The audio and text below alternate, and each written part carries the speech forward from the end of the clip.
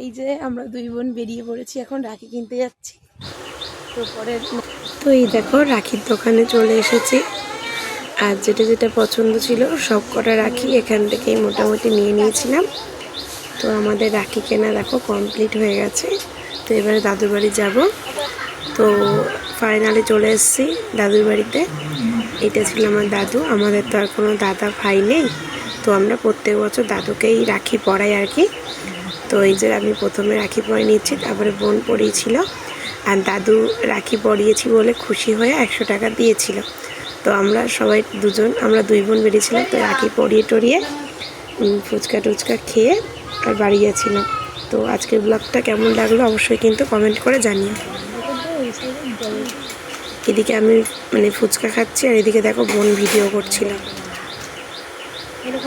তা সবার রাখি কেমন কাটলো অবশ্যই কিন্তু কমেন্ট করে জানিও।